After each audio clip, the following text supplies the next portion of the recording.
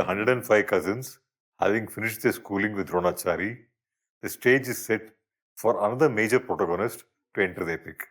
From the morning of the day of the ritual of Draupadi's birth, the villagers will prepare a Yaga Kundam where Draupadi will be born in the festival village. The immersive experience of the epic begins from this point onwards. Two orders of memory are invoked by this ritual and its subsequent ritual, the burning of the lacquer palace.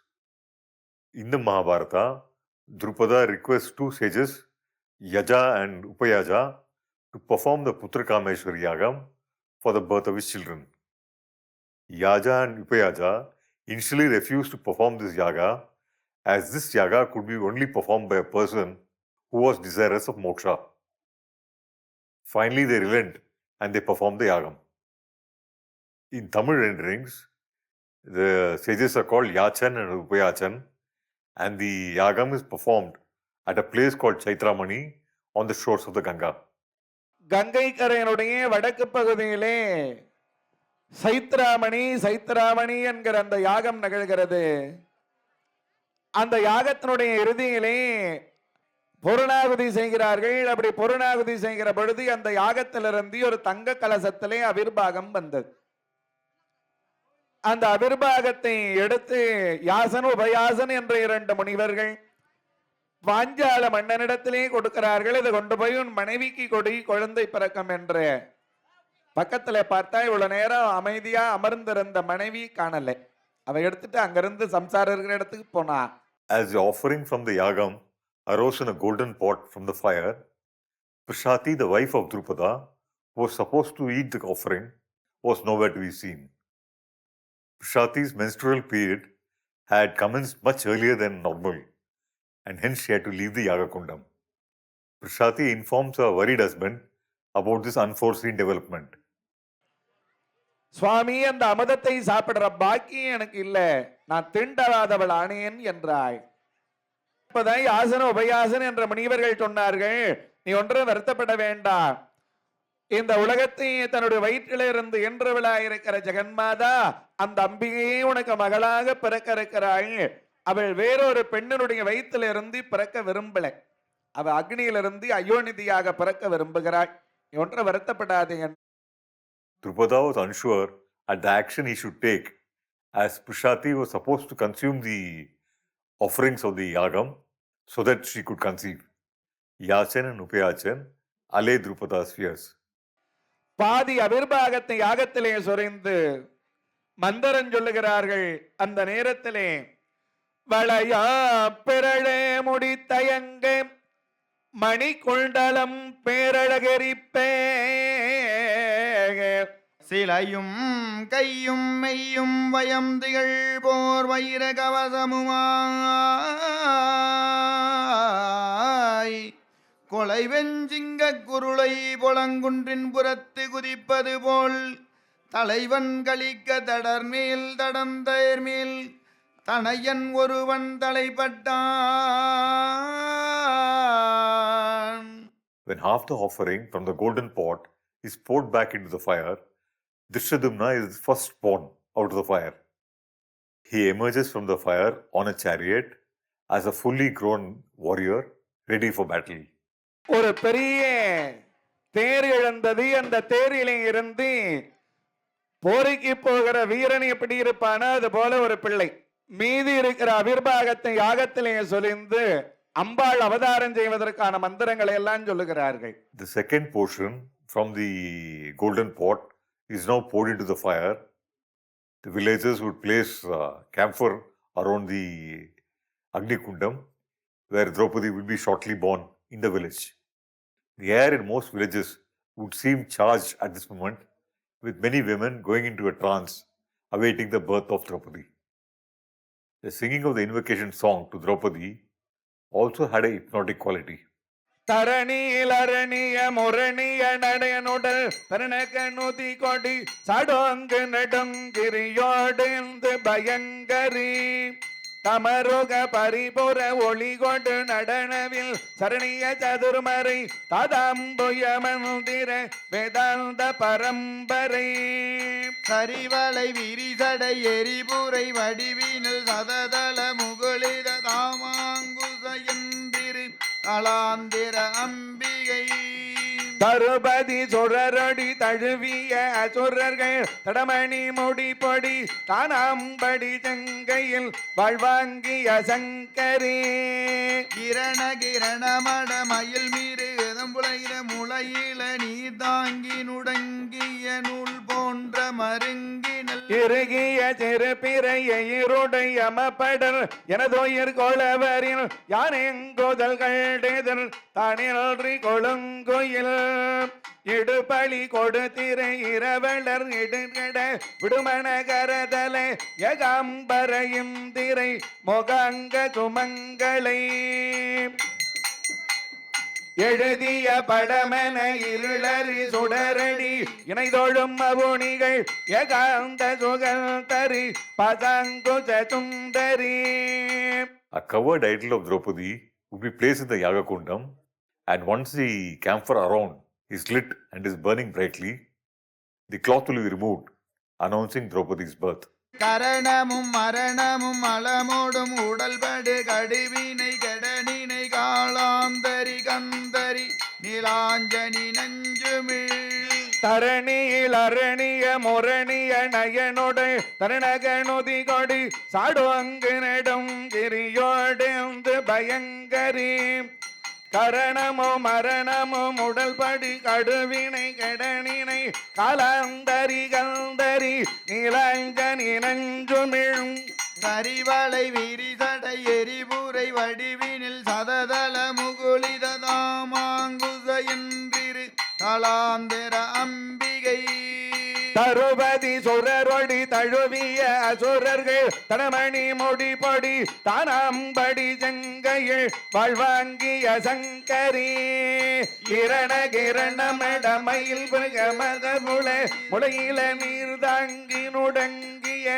நூல் போன்ற மருங்கினள் இறுகிய இருபிரைய இருடை யமபடர் எனதுயிர் கொளவரின் யான் ஏங்குதல் கண்டெதிர்தான் என்று கொணங்குயில் Draupadi, like Drishadumna, emerges from the fire fully formed.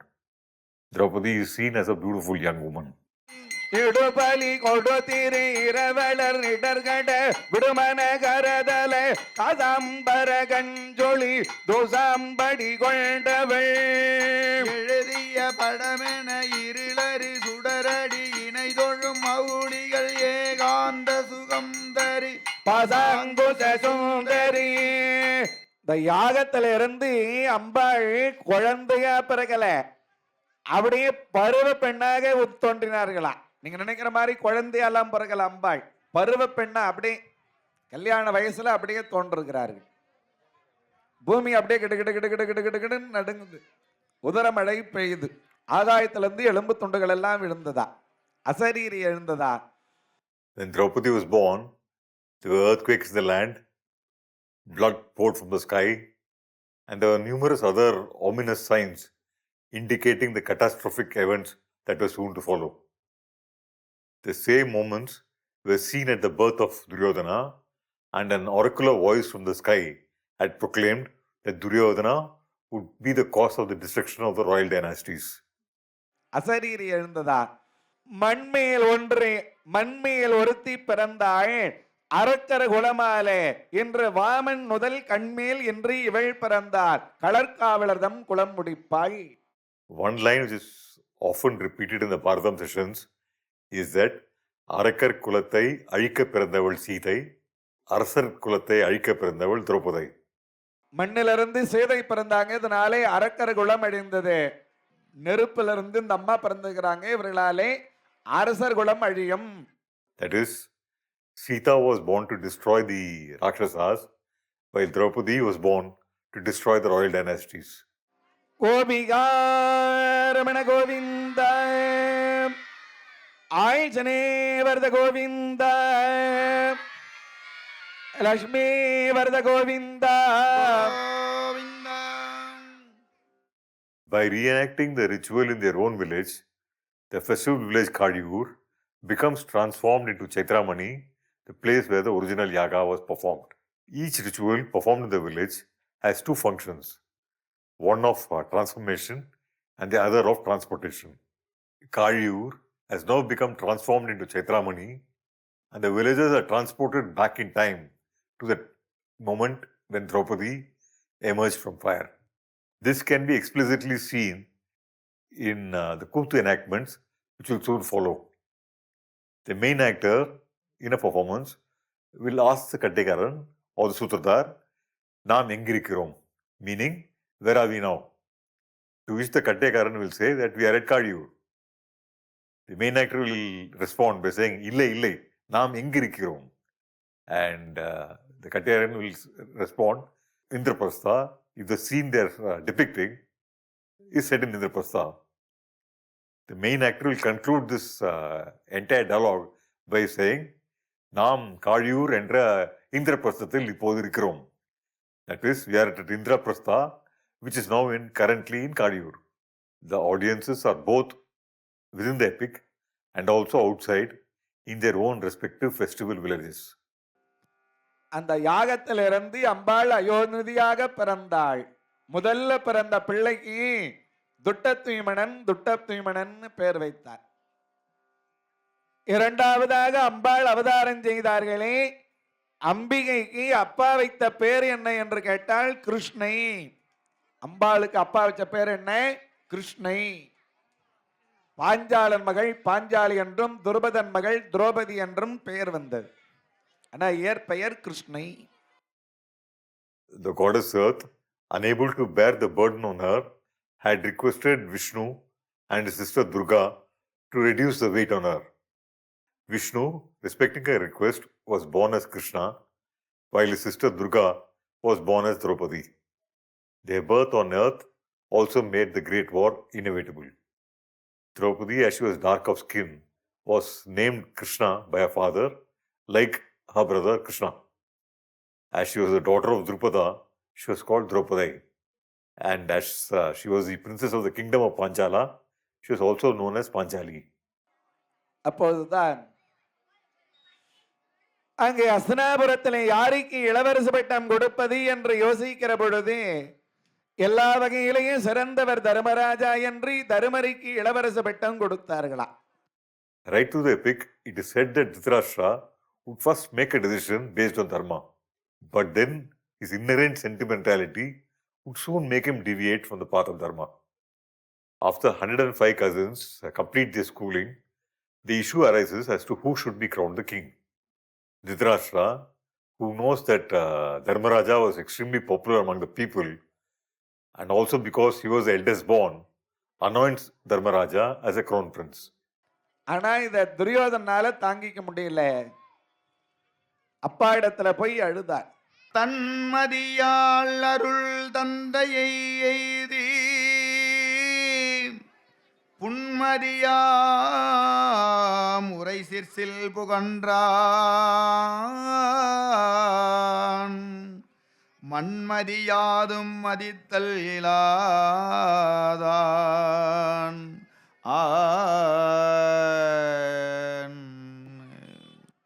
அப்பா அப்பா, உங்களுக்கு பிறகு நீங்க அந்த அரியணையில இருந்து நானெல்லாம் ஆட்சி செய்யணும்னு நினைச்சப்பா. ஆனா எங்கிருந்தோ வந்தார்களே அந்த தருமன், எனக்கு அப்படி அநியாயம் செய்து விட்டீர்களே அப்பா. உங்க பதவியை போயும் போய் அந்த தருமனுக்கு கொடுத்து விட்டீர்களே என்று அவ அழுகிற பொழுது திருதராட்டிரன் சொன்னா, மகனே கண்ணில்லாத எனக்கு ஆட்சி கிடையாதுடா, என் தம்பி பாண்டவுக்கு தாண்டா ஆட்சி, அவன் தான் எனக்கு கொடுத்தான். அந்த தம்பியினுடைய பதவி தம்பி பிள்ளையா இருக்கிற தருமனுக்கு போயிருக்குதுடா. அது மட்டும் இல்ல துரியோதனா, உன்னை விட வயசுல பெரியவன் தருமன், அதனால அவன் ஆட்சி செய்யட்டும், நீ அவனுக்கு நேர் இளையவன், மந்திரியா இருந்து நீ ராஜ்ய பரிபாலனம் செய்யடான்னா. This angers his son Duryodhana, who enlists his uncle Shakuni's aid in changing the mind of his father. ஆனா அவன் சொல்றான், நான் இருந்தா ராஜாவா தான் இருப்பேன், மந்திரியா இருக்க மாட்டேங்கிறான். இங்கதான் சகுனி உள்ளே நுழைந்தான். உங்களுக்கு பிறகு உங்கள் அரியணையிலே அமர வேண்டும் என்று துரியோதன் நினைப்பதிலே எண்ணமாமா தவறு இருக்கிறது. எங்கிருந்தோ வந்த தருமனை அமர வைத்து விட்டார்களே மாமா என்று இவன் சொல்கிற பொழுது சகுனி, நான் என்னடா செய்ய, அது பெரியவர்களாக எடுத்த முடிவு என்றான். மாமா, சூழ்ச்சி செய்தால் ஆகாதது ஒன்றில்லை என்றான். Shakuni in these traditions is supposed to be the partial incarnation of the darker adharmic Kali Yuga, which was to soon follow the Dwapara Yuga, heralding a world without order. This is stressed in the major Kuthu called Pagadai Tugil, which is at the core of this festival. In this, there is an attempt made by Duchasana to disrobe Draupadi in the Kaurava court. The Kuthu, as rendered in this village, became a dialogue between Shakuni, who represents Adharma, with Dharmaraja, who obviously represents Dharma. The burning of the lacquer palace is the next immersive experience of the Mahabharata in this festival. Usually in most festivals, and even in the previous festival at Kaliyur, the theatre cycle would begin immediately after this episode of the Mahabharata. In Kaliyur, for some reason which will be elaborated later, the schedule was changed, resulting in changes in the intricate interlinking between the ritual, the storytelling, and the theatrical enactments. மாமா, அந்த பாண்டவர்களை எப்படியாவது நீங்கள் காசிமா நகருக்கு அனுப்பிவிடுங்கள். அந்த காசிமா நகரிலே சென்று பாண்டவர்கள் தங்கியிருக்கிற பொழுது அரக்கி, மெழுக்கு, அழிஞ்சில், குங்கிலியம், கற்பூரம், எண்ணெய் போன்ற எரிபொருள்களாலே பெரியதொரு மாளிகை கட்டி அந்த மாளிகையிலே அவர்களை குடிபுக வைத்து ஒரு நாள் பார்த்து அந்த மாளிகைக்கு கொள்ளி வைத்து விடலாம். 5 பேரும் பாண்டவர்கள் 5 பேரை எரிந்து சாம்பலா போயிடுவாங்க. அதன் பிறகு அந்த பதவி தானே துரியோதனுக்கு வந்துடும். Shakuni stands up and argues for his nephew Duryodhana and manages to change Dhritarashtra's mind. He says that if Duryodhana cannot be made king according to Dharma, then he should be crowned through treachery and deceit. He wants Dhritarashtra to find some pretext to send the Pandavas to Kashi, where he schemes to have them killed. As the storyteller is narrating this episode, the villagers could be seen constructing ark-like structure made out of hay, firewood and other combustible materials outside the Dharmaraja Draupadi Amman temple. This structure is supposed to represent the lacquer palace built by Shakuni to burn the Pandavas alive in Kashi or Varanasi. In Indian traditions, one is supposed to attain moksha or release from the eternal sorrowful cycle of birth, death and rebirth if one dies naturally at Kashi. Here the storyteller joked that Shakuni wanted to give the Pandavas moksha by killing them in the sacred city. தர்மராஜாவைக்கு அவருடைய காதுபட காசிமா நகரத்தினுடைய பெருமைகளை எல்லாம் பேசுகிறார்கள். நாரணாதியர் நன்னும் சிறப்பது தோரணாதி துளங்கு பொன்கோபுர வாரணாவத மாநகர் அங்கனே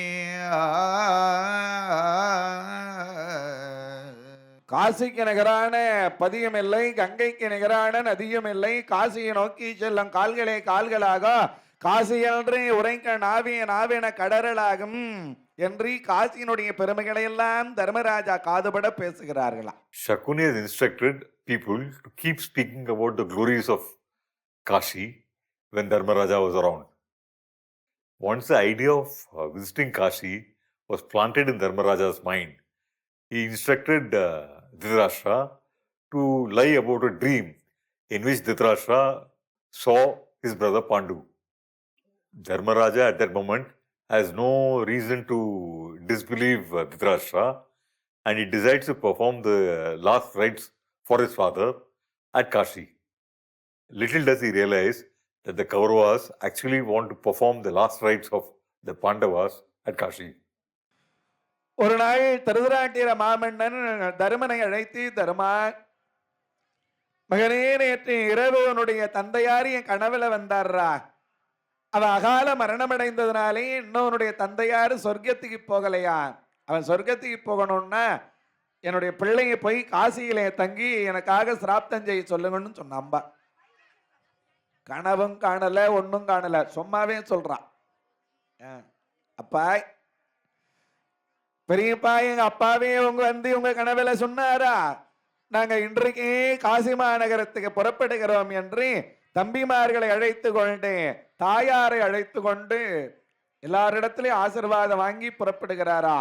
விதுராழ்வாரிடத்திலே சென்று ஆசீர்வாதம் வாங்குகிற பொழுது விதுராழ்வார் சொன்னார், தர்மா, ஒரு காடே தீப்பிடித்து எரிகிறது என்றால் அந்த காட்டிலே இருக்கிற எலிகளுக்கு ஆபத்து இல்லைன்னார். ஒரு காடு தீப்பிடிச்சு எரியுதுன்னு வச்சுக்கோ, காட்டில் இருக்கிற சிங்கம், யானை, புலி, கரடி எல்லாம் என்னவா எரிஞ்சு சாம்பலா போயிடும். எலி என்ன பண்ணா, எலி ஓடி போய் வலையில புந்துக்கும். அதனால எலிக்கு ஆபத்து இல்லை. Vidura, who knows about the plot to burn the Pandavas in Kashi, warns Dharmaraja with a cryptic statement. He says that if there were raging fires in a forest, only the rats would escape, as they could burrow their way out of the forest beneath the ground. Dharmaraja யோசிக்கிறார், ஏன் சித்தப்பா சம்பந்தம் இல்லாம பேசுறார், நாம போகிற இடத்துல ஏதோ நமக்கு நெருப்பால ஆபத்து இருக்குதுன்னு மட்டும் தெரிஞ்சுக்கிட்டேன். தர்மராஜா கூடவே புரோசனன் என்ற ஒரு மந்திரி அனுப்புகிறார். As he bears no malice or rancor to anybody or anything, he is equally affectionate to the children of both his brothers. All the plots to kill the Pandavas are made in Vidura's presence by the Kauravas, and inevitably Vidura objects weakly to these plots. Vidura has also lost his standing in Hastinapura after the entry of Shakuni. Right through the epic, he keeps alerting the Pandavas about the dangers awaiting them, helping them to remain watchful. அந்த காசிமா நகரிலே தங்கி அப்பாவுக்காக சிராப்தம் செய்து கொண்டிருக்கிறார்கள். இங்கே துரியோதனாதிர்கள் இரவோடு இரவாக அரக்கி, மெழுக்கி, அழிஞ்சில், குங்கிலி, எண்ணெய், கற்பூரம், மூங்கில் போன்ற எரிபொருள்களை வண்டி வண்டியா அனுப்புறாங்க. எல்லாம் போகிறது. ஒரு நாள் நகர் சோதனைக்காக வந்திருந்த விதுராழ்வார் அந்த வண்டியை மறித்தார். Vidura sees lacquer, wax, camphor, and other combustible materials being sent secretly from Hastinapura to Kashi and finds out the reason why. He also identifies the architect Kanakachari, who has been deputed by Shakuni to build the palace at Kashi. The architect was also unhappy at the task he had been assigned, as Dharmaraja was an extremely popular man and everyone wanted Dharmaraja to be the future king. அந்த வண்டியை மறித்து இது என்னன்னு கேட்டார். அரச கட்டளை வெளியே சொல்லக்கூடாது, சொல், நான் அந்த நாட்டுக்கு மந்திரி, எனக்கு தெரிஞ்சாகணும்னார். எல்லாம் அரக்கு, மெழுக்கு, அழிஞ்சல், குங்கு எல்லாம் எரிபொருள்கள். எங்க போகுது? காசிக்கு போகுது. என்ன விஷயம்? பாண்டவர்களை எரிப்பதற்காக அரக்கு மாலை கட்டுறார். இந்த கட்டுகிற மண்டபம் கட்டுற சிற்பியார் கனகன் என்ற சிற்பி வந்து வணங்கினான். கனகா, இது உன் கையான்னு நினைக்காத, அவன் காலான்னு நினைச்சுக்கிட்டாப்பா. நல்லவர்களான உத்தமர்களான பாண்டவர்கள் சாகக்கூடாதுடா, ஏனோ அவர்களை அழிக்க நினைக்கிறான் அந்த பாதி. மண்டபம் கட்டும் நான் வேணான்னு சொல்லலை, யாருக்கும் தெரியாம ஒரு சுரங்கப்பாதை அமைத்து விடும். அந்த சுரங்கப்பாதை அமைத்த ரகசியத்தை கண்மணி பீமனுக்கு மட்டும் சொல்லிவிடுடா, ஊரு நேர்ந்த பொழுது எப்படியாவது அவர்கள் தப்பித்து விடுவார்கள் என்றார். Kanakachari promises Vidura that he'll build a secret tunnel for the Pandavas to escape from the burning palace. He also promises Vidura that he'll only tell Bhima of Vidura's message and of the secret tunnel. In this ritual, the 5 custodians of the Dharmaraja Draupadi Amman temple, the Samayam, the Kanachari, the Kumaravargam, will don on the role of the 5 Pandavas escaping from the burning lacquer palace after Bhima has set fire to it. As there had been no Mahabharata festival in Kadiur for over 12 years, the new custodians of the temple did not know exactly as to what their function was. The storyteller could be heard between the narration giving these Samayam, Ganachari, Kumaravargam instructions as to what to do. At one point in the ritual, when an idol of Bhima had to be taken around the burning palace, the custodians realized that they had forgotten to get a sculpture of Bhima sculpted for that particular ritual. So as a compromise, an idol of Pothraja, the primary guardian deity of all the Dharmaraja Draupadi Amman temples, was taken in its place around the burning palace. பகலெல்லாம் மண்டபம் கட்டுவான், இரவு நேரத்துல யாருக்கும் தெரியாம சுரங்கப்பாதை கட்டுறான். மண்டபம் எல்லாம் கட்டியாச்சு. ஒரு நாள் தர்மராஜா அந்த மண்டபத்தை போய் பார்வையிடுறார். சுரத்தை தட்டி பார்த்தா பொல்லு பொல்லுன்னு சத்தம் கேக்குது. டிங்கு டிங்குன்னு தானே சத்தம் கேட்கணும் சௌர, அது பொல்லு பொல்லுந்து. ஏன்னா சின்னமிட்டு கிடையாது, கருங்கல் கிடையாது, செங்கல் கிடையாது, மணல் கிடையாது, சுண்ணாம்பு கிடையாது, எல்லாம் அரக்கு மெழுக்கு அழிஞ்சல் குங்குளி எண்ணெய் கற்பூரம் மூங்கில் எல்லாம் எரிபொருளே. நெருப்பு வச்சா போதும் பிடிச்சிக்கும். Dharmaraja is suspicious of the construction of the lacquer palace and wants Bhima to be alert to any hidden dangers. மெழுகினால் ஆலயம் பகுத்ததும் விறகேன் ஒழுகுகின்ற தன் ஒழுக்கமும் வஞ்சனை ஒழுக்கே எழுகடல் படையாவையும் இவன் வழியெனவே தொழுத கையுளும் படை உள சூழ்ச்சியும் பெரிதால்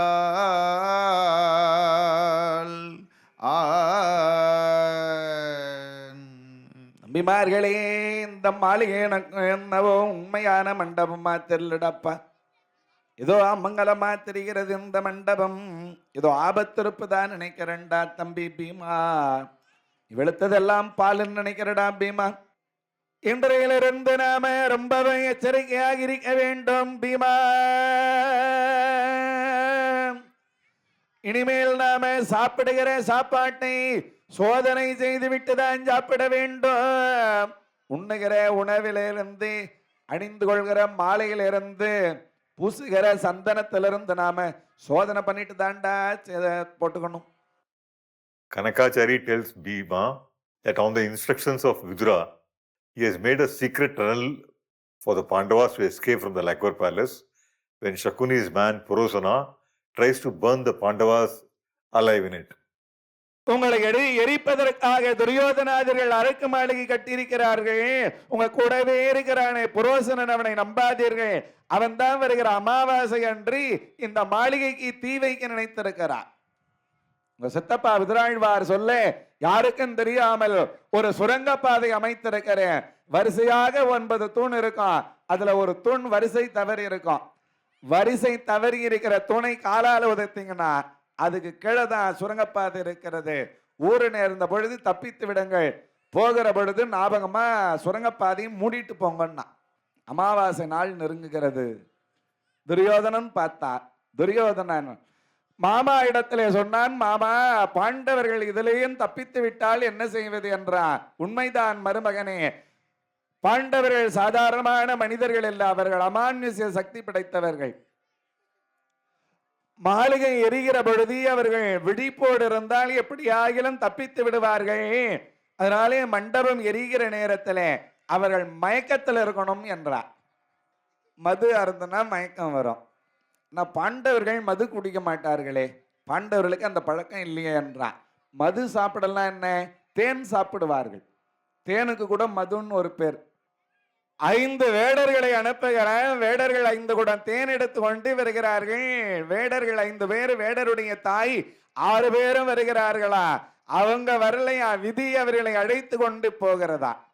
One principal argument which emerges from the later renderings of the Mahabharata in Tamil is about the inevitability of fate. A human being in these renderings has no agency, her or himself, but is purely a victim of their own destiny. It is first clearly articulated in Janameja's question to Vedavyasa, where he asks him as to why he who knew the past, the present and the future did not stop the great war in which numerous people lost their lives needlessly. Vyasa in this rendering says that war was inevitable and nobody could stop it. When Janameja, who did not believe in a notion called fate, challenges this, Vyasa dares him to avert the death of a Brahmin, which he was going to cause himself in the next 8 days. Janameja tries to avert this fate, but he fails and the Brahmin dies in his Yagakundam. So in later Tamil renderings of the Mahabharata, the epic was first narrated on earth to Janamejaya for him to understand the ways of karma or of fate. In the following story, the same idea is reinforced. Duryodhana, to doubly ensure the death of the Pandavas, has also sent 6 assassins to the Lakur palace. The storytellers say that the 6 did not go of their own volition to the Lakur palace, but their destiny led them there. ஒரு காட்டிலே ஒரு வேடுவன வேடு வச்சு இருந்தார்கள். பகலெல்லாம் அவர்களுக்கு இறை கிடைக்கவில்லை. மாலை நேரத்திலே குடிலுக்கு போகிற பொழுது ஒரு மரத்திலே ஒரு கூடு இருக்கிறது. சாமி, அது ஒரு கூடு இருக்கிறது என்றாள். அந்த வேடன் ஏறி பார்த்தா கண் விழிக்காத குருவி குஞ்சுகள் 5 குஞ்சுகள் இருக்குதான். இறங்கிட்டான். சாமி, எதுவும் இல்லையா என்றார். பெண்ணே, கண் விழிக்காத 5 குருவி குஞ்சுகள் இருக்குது. தாய்ப்பறவை இறைத்திட போயிருக்கிறது. வந்து தன் குஞ்சுகள் இல்லை என்று சாபம் கொடுத்தா கூட பழிச்சாலும் படிக்கும். வேண்டாண்டி, ஒரு நாளைக்கு பட்னியா இருந்தா நான் செத்தா போடுவோம்னா என்னங்க, அவரை பிஞ்சிலையும் கோழி குஞ்சிலையும் சுவையா இருக்கும்னு சொல்லுவாங்க. பிச்சு எட்டுனுவாங்கன்னா வேண்டாண்டி, வாடி போலான்னு போய் படுத்துட்டான். வேடன் தூங்கி விட்டான். வேடு வச்சுக்கு தூக்கம் வரல. கணவனுக்கு தெரியாம வந்து மரத்து மேல ஏறி கூட பிச்சு குண்டோட தீ வைத்தா. 5 குஞ்சுகளை வெந்தது. கணவனுக்கு கொடுக்காம ஒட்டியே சாப்பிட்டான். அதனோட விளைவாக அவள் கர்ப்பமானாய். பிள்ளை பிறந்தது. 5 ஆண் குழந்தைகள் பிறந்தது. வேடன் இறந்து விடுகிறான். அந்த 5 பிள்ளைகளும் இன்று வளர்ந்து வாலிப பருவத்தில் இருக்கிறார்கள். அன்ற குருவி குஞ்சுகள் 5 குஞ்சுகளோடு அப்படியே குண்டோட தீ வச்சா இல்ல, அதான் இன்னைக்கு 5 பிள்ளைகளோடு அவள் அரக்கு மாளிகளை எறிவதற்காக போய் கொண்டிருக்கிறாளா. The 5 hunters and their mother, the assassins sent by Duryodhana to kill the Pandavas, offered to share their drugged honey with the Pandavas and Kunti. While the 4 Pandavas and Kunti accept the offer, the vigilant Bhima refuses. When all the assassins and the Pandavas and Kunti are asleep, Bhima carries his 4 brothers and his mother on his shoulders and escapes through the secret tunnel.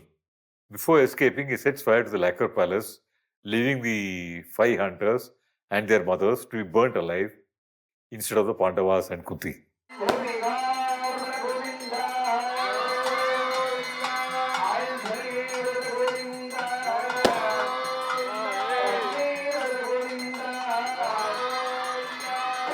In the festival village, after the hut-like structure, the Lakur palace is set fire to.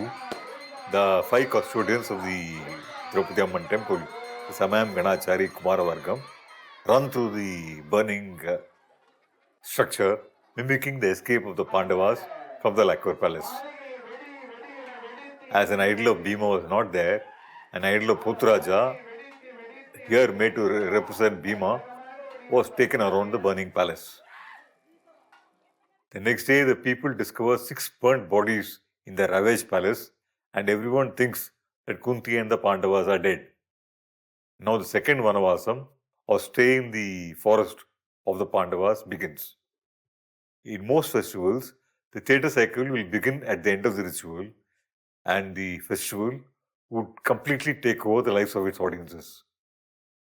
The festival from this day onwards would be celebrated for almost 20 hours a day, and the entire village would live in Vanavasam, away from their homes, in the various performing spaces spread across the village. Here they would listen to the stories the Pandavas listened to in their own Vanavasam or stay in the forest. The structure of the festival would also become extremely intricate from this point onwards, with the ritual leading to the storytelling, which will lead to the theatrical enactment of the same episode performed right to the night. The entire audiences will be literally immersed in the epic.